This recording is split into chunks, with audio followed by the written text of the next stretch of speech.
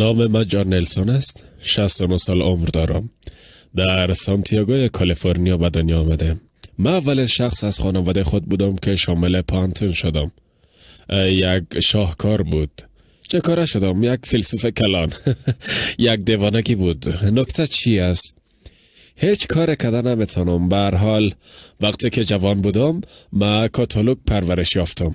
وقتی که صنف 8 خلاص کردم با خود تصمیم گرفتم که عابد شوم.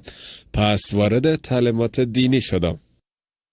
من در دسامبر 2010 مسلمان شدم. دو اتفاق که برای من رخ داده است. آنها قسمی بود که شبا در اثر شنیدن صدا بیدار می شدم. شب تنها خوابیده بودم. نیمه شب یک صدای بسیار بلند شنیدم. به انگلیسی بود. گفت عبادت کو. من با خود فکر کردم قبلا یه اتفاق برام رخ نداده بود. فکر کردم درست است. ذهنم گفت که نیاز نداری عبادت کنی.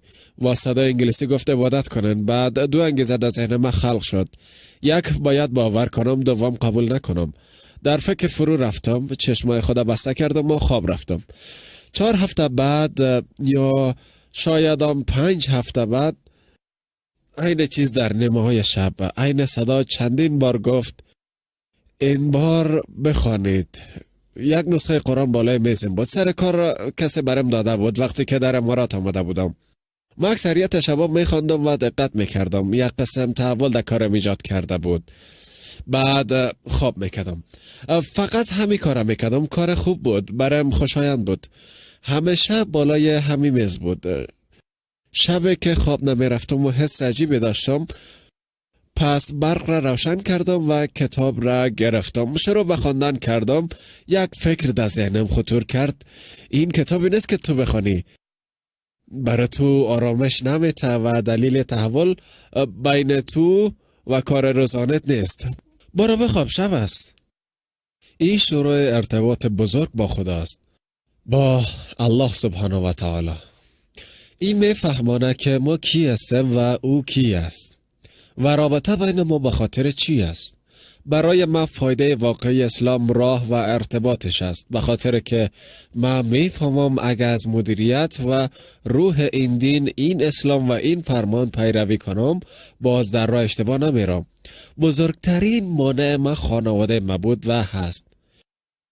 یک زمان کاملا توسط این تجربه احاطه شده بود. وقتی که به خانه خود رفتم زن خود دیدم، اما همراه او در میان نماندم. به خاطر که بعد از 3 هفته باز خانه می رفتم. به خانه رفتم و به او گفتم که مسلمان شدم.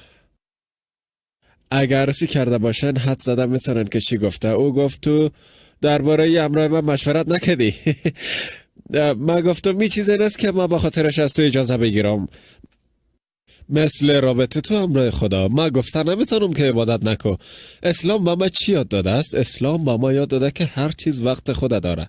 زمان در انتخابتون است. زمان را من انتخاب کردن نمیتونم.